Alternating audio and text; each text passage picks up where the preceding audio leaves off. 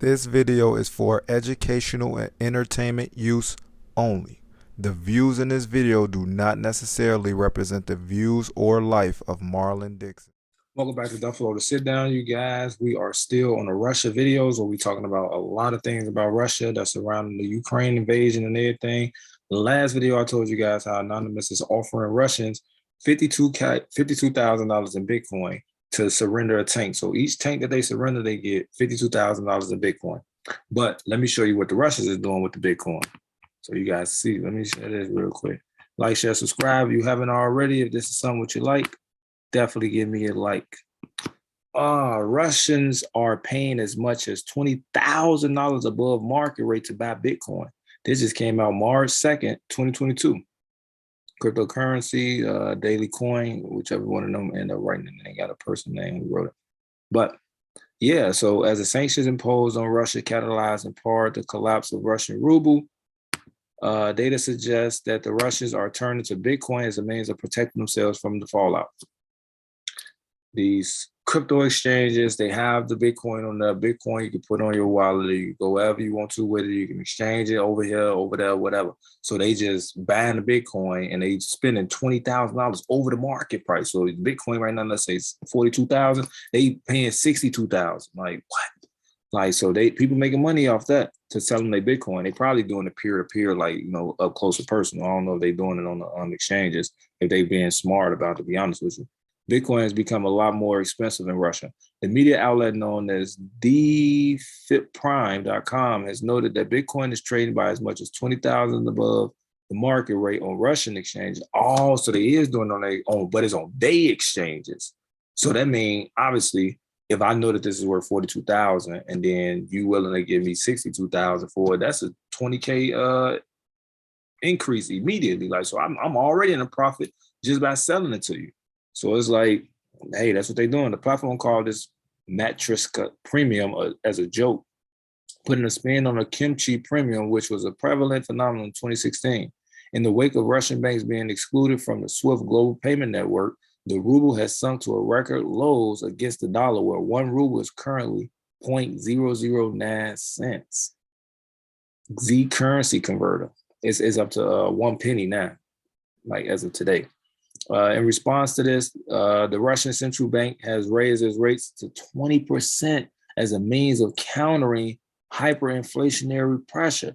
So this is, now think about this. You're trying to buy a house. Who is in the right mind for to buy a house right now in Russia when you know this loan is going to be at 20%? That means for every $100,000 that you borrow, you got to pay 20,000 in interest, and you put that over 30 years, bro, you gonna be paying a lot. And at the same time, the ruble has failed. So now you end up signing up for a loan where you got to get this many rubles at 20%, and then the ruble shoot up and you owe all that. Man, okay. I wouldn't do it. Furthermore, Bitcoin and ruble as a trading pair has seen the highest trade volume in recent days since last May. And due to the fact that the Matriska premium exists, it is clear that many Russians see Bitcoin as a safer option than the ruble in its current state. So obviously, if you see like the dollar is totally crushing the ruble, and then the situation is going on with the sanctions, that's lowering the ruble even more. The safest bet is to put your money into something that you know that's going to retain its value. So they just ban Bitcoin, and they like, look, I'd rather pay over 20,000 than me lose all this money. So there's like they making a choice like that. Bitcoin has proven to be a viable alternative means of mobilizing money in the midst of a crisis such as war. On the flip side, Bitcoin's value has once again spiked in value. As March 2nd, 2022, the token is trading at 44,000, a price point far above its lowest point in 2022, recorded at 34. So now, today is March 16th at 5:10 right now, as you guys see, 5:10 p.m. This was what it is right now. So when they saying this is spiking, this is where it's at right now. So it's at about like 42 right now. Why you should care? As the sanctions imposed on Russia impact its finances, many people will likely switch to cryptocurrency as a means of protecting themselves, and this could in turn lead to the increase of utility, mass adoption, and the value of cryptocurrency. This right here with it. The new world monetary order. This is what they're trying to do. They in a way forcing you to switch. So you got to give up the fiat and you got to go get this because it's all this uncertainty. Now you can hold the fiat all day. That shit gonna be worth zero. It's gonna be worth zero. Or you could go ahead and switch. You see what they say? They're gonna switch to it as a means of protecting themselves. And this could in turn lead to the increase in utility, which means it has some use to it. Mass adoption, meaning more people are going to adopt it. And the value of the that means it's gonna go up. The value gonna shoot up. The more people that's adopted and they got some use to it, people just gonna shoot up. That's the end of that. So yeah, that's what they doing. They overspending their money on that to make sure that they get a hold to it. But with this uncertainty that's going on in this country and this uncertainty going on in this country, and then the SWIFTs and the gas price and all this inflation and all this going on, a lot of people might end up start switching. Like, I'm going to switch to this because this was going on. But they making it go like that. That's what they want. They want a one world digital currency, and people not really understanding that. Like, you think you know what's going on, but you really don't know what's going on because you ain't really paying attention with your thinking cap on. I got my thinking cap on tied tight to show you guys what's going on in the world. I'm not just making these videos for nothing. Like, I'm showing y'all this was really going on.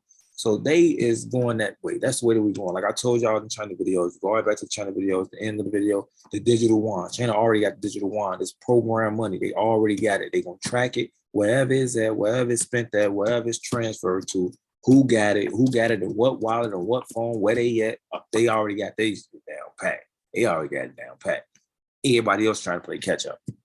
But China already got the mustard. So I got to say for this video, like, share, subscribe, leave a comment below. Donate to the channel, help me get through law school, buy me a law school book, pay for a law school class or something, or, let me get some hot cocoa and a donut so I keep myself up while I got to read all this stuff, get this knowledge to come back and bring it to you guys. But like I said, man, prosper through adversity.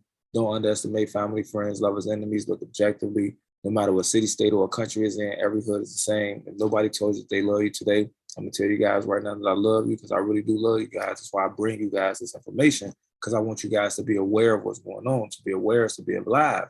And if I'm making you guys aware, that means I want you guys to be alive. If I want you to be alive, that means I love you. So that's why I'm bringing you this information. So make sure if you made it this far, hit me with a thumbs up. We got to beat the YouTube algorithm, get this out to more people. Cop some of the Mercy paper books.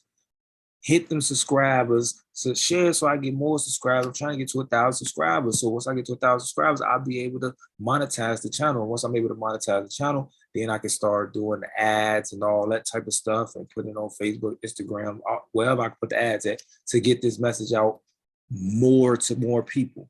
But I want to do the first 1,000 organically rather than me trying to turn it straight into a business like that. I don't want to do that. I want to do it organically first, get to know my first 1,000 subscribers and everything, go back and forth in the comments that they do post, and then wrap it up like that. So I got to say for this video. This video is for educational and entertainment use only.